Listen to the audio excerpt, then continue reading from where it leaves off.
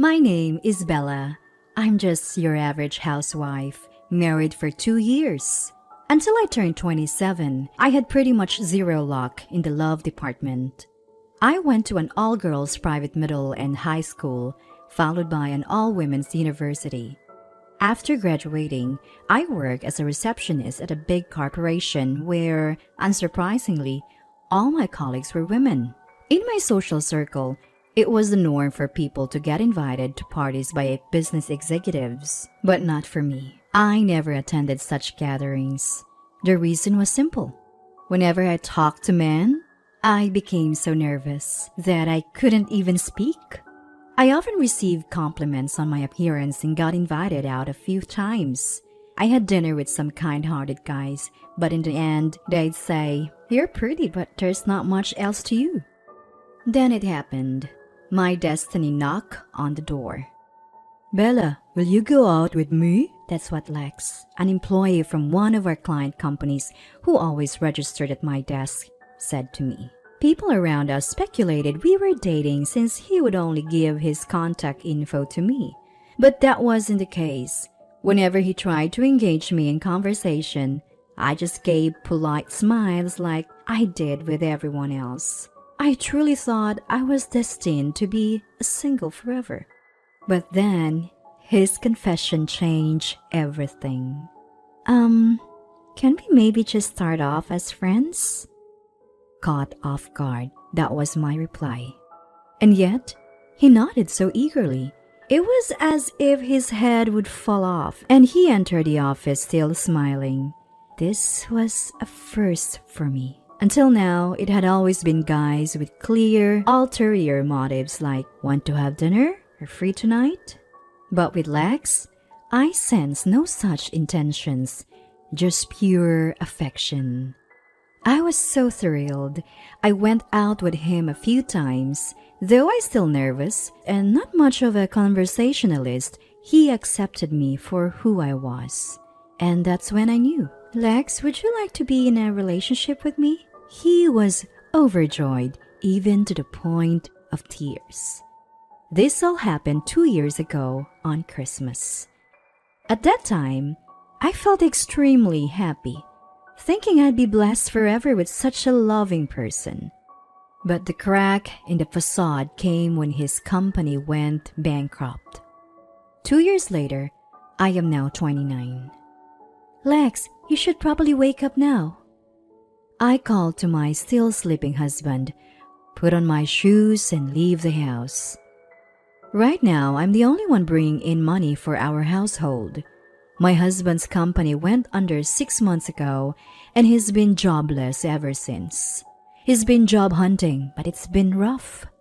Not only is the economy bad, but his industry is also saturated. Even if he gets an offer, it's often for a take-home salary of just $2,000, making it difficult for him to commit to changing jobs. Despite all this, I continue to support him. Our love isn't so superficial that it would fade just because of unemployment. My salary has always been modest. We've never lived a life of luxury. We reside in a 2-bedroom rental apartment that's over 30 years old. It's not a secure building, and it's a 30-minute walk from the train station, but I was willing to compromise on many things to continue our life together.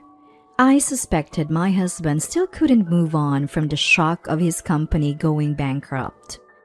He had a few job offers, and I patiently waited, believing he'd find a good match and recover emotionally. But my hope was fleeting, and he continued to deteriorate. He even started taking his stress out on me, sometimes raising his hand in anger. He didn't leave any lasting marks, and I thought he must be suffering more than me. So I endured it, wanting to be supportive. Then a few days later, he finally landed a new job. He gave up on his previous industry and switched to a completely different one. The new place was willing to hire him despite his lack of experience, so he took the job. When he got it, I was relieved, thinking I wouldn't have to be his punching bag anymore. I'd wondered if he was becoming abusive, but it seemed like it was just a phase. Now he's working hard at the new company and even got promoted to team lead. A year has passed since then, and I turned 30. I was thinking about having kids soon, but the loving man I married seemed to have vanished. Hey, I told you I like toast. Why did you make pancakes? And if you're gonna serve fruit, at least remove the pit. My husband started getting angry over the smallest things and began saying awful stuff. Really? Do you have to speak like that? You're an adult, Lex. Take out the pit yourself, I retorted, losing my patience. He responded by slamming his fist into the wall, intimidating me. I'm not confrontational, but I know instinctively that his behavior is emotional abuse. Lately, I've been careful not to provoke him, but we've been fighting a lot, and I'm emotionally drained. The breaking point for me was when he took it out on me. The pressure of his new job seemed to be the root cause. He got promoted to team leader shortly after proving his worth. Not everyone's telling him he's on the fast track to becoming a department head. Unable to bear this new pressure, he started lashing out at me, the easier target. Actually, I quit my job when I turned 30 to become a housewife. I'd always planned to leave my receptionist job in my 30s to pursue something I truly wanted to do. My husband knew this, so I retired as planned at 30. But it seems he doesn't like it. In this day and age, women need to work too. I can't support both of us on my salary alone, you know? Do you even appreciate who's providing for you?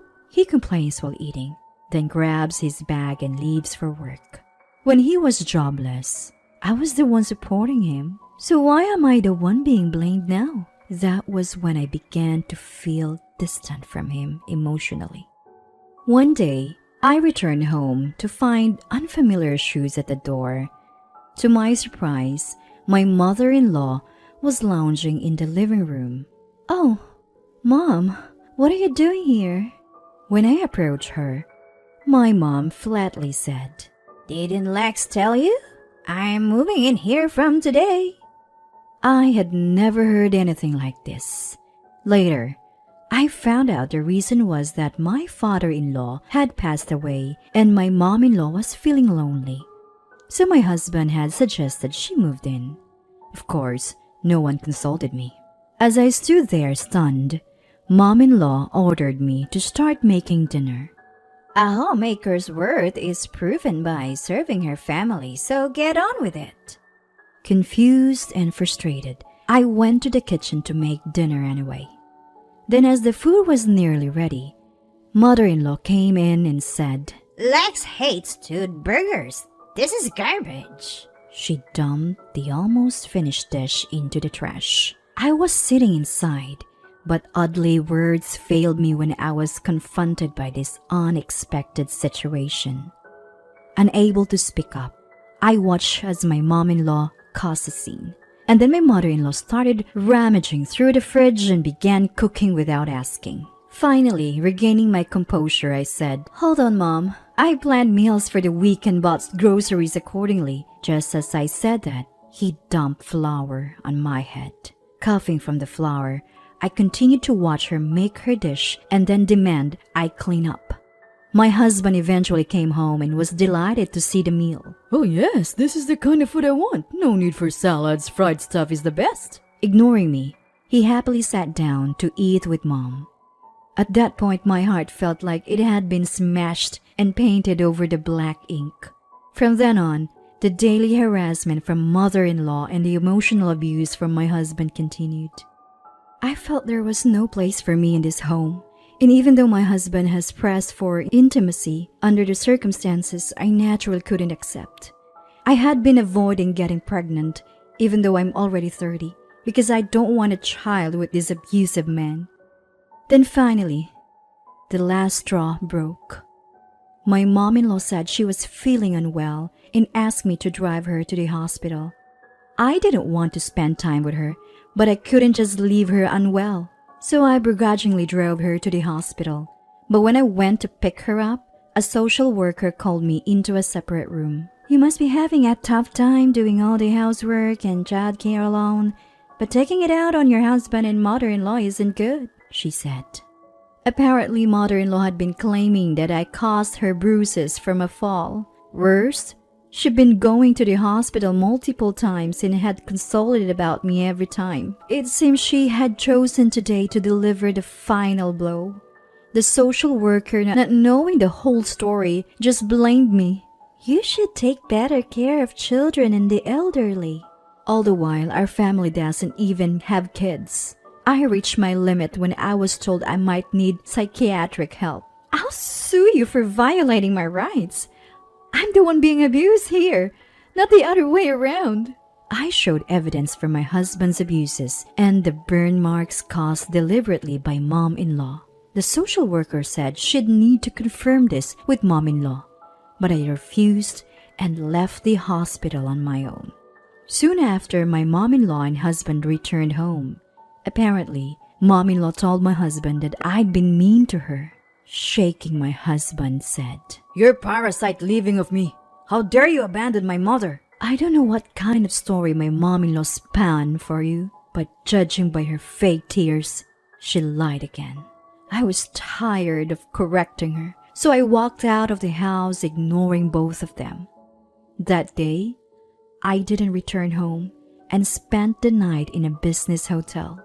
Thankfully, I had my wallet and cell phone, and I could easily buy a charger. I decided not to go back home for a while and ignore both of them. But one day I was walking near the house and ran into a woman in her 50s living across from our apartment. Was getting worried. Haven't seen you around. Also heard from your mom that you and your husband are going on vacation for a week or so. Hearing that, I couldn't help but let out a dry laugh. But then I thought, if not now, when? I immediately contacted a moving company and asked them to help me move out as soon as possible, even if it was a bit more expensive.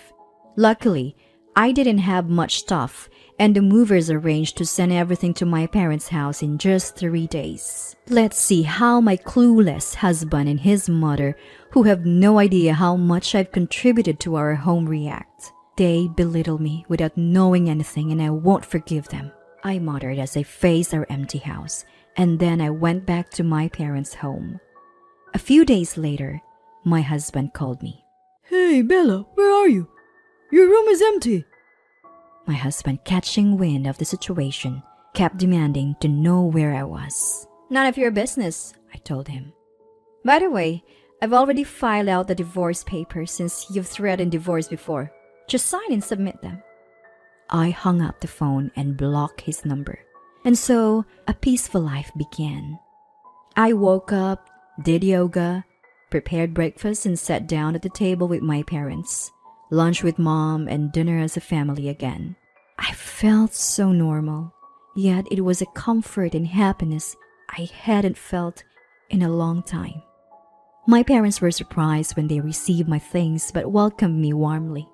Things took a turn when my husband found out I was at my parents' and waited for me nearby. I tried to run when I saw him, but he caught up and grabbed my arm. Bella, let's go home. The house is a mess without you. His grip tightened, and I yelled, Help me!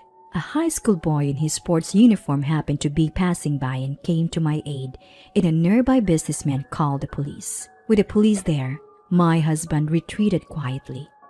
But as expected, my raging mother-in-law stormed into my parents' house. How dare you humiliate my son in public? What a disgrace you and your family are! Finally, I held my father back from confronting them and said. Meanwhile, my mother-in-law was outside our place, screaming threats and even mentioning defamation lawsuits. My dad was about to lose it and confront her, but I held him back. It's okay, I'm ready to settle this. I called my husband, who noticed the incoming call while next to mother-in-law and boldly said, I know you're cheating, and I have evidence. I'm going to sue you for abuse and get a settlement when we divorce. Hearing this, my husband began to panic. In truth, I had hired a detective to gather evidence after hearing rumors about him going to a hotel with a co-worker. So I had ample evidence of his infidelity. I had even visited a hospital and secured a medical certificate just in case they tried something. I had also recorded conversations to have evidence if needed. I planned to confront my husband and his mother once I felt emotionally ready, but I won't be quiet when they insult my parents. I know my mother-in-law has been taking money from my wallet. Also, ever since I left, I heard the house is in horrible state, even smelling bad. You're getting complaints from the neighbors, aren't you? Hearing this, my husband was at a loss for words. I got this information from a neighbor who told me my husband and his mother were out of town. Apparently, they've been failing at basic chores like sorting the trash, and the house has turned into a dump. Also, I heard there are complaints with the property management about the loud arguments they have daily. So maybe now my husband realizes how much I contributed to our household and wants me to come back. But it's too late. I'm not coming back. Live happily ever after with your beloved mom. After saying this, I hung up the phone. Shortly after, my mom-in-law tried to kick down my front door. I called the police and they were both arrested. I later learned from my neighbor that they hadn't addressed any of the complaints through the management company. Eventually, the drama got so bad that it emptied out the entire apartment complex. The management finally took legal action against both of them, ignoring complaints, not paying rent, and disrupting business. They faced a lawsuit seeking damages. In the end, they were ordered by the court to vacate and pay damages. Now, they're blacklisted in the real estate market, unable to rent anywhere. Turns out, the reason for the unpaid rent was my husband making a costly mistake at work, leading to a pay cut. Unable to find another place in the area, he quit his job and moved far away. And yet again, he hit another roadblock in finding new employment. He ended up homeless, which led his mother to shoplift. She was arrested for injuring a store clerk who confronted her. I found out about this through online news. Beyond that, I don't know and don't want to know. After the divorce, I started working in my dream cafe. I met and became friends with a colleague who is 5 years younger than me. At 34, I remarried. By 40, we opened our own dream cafe, and now I'm pregnant. It's a late life pregnancy, but I've never been happier.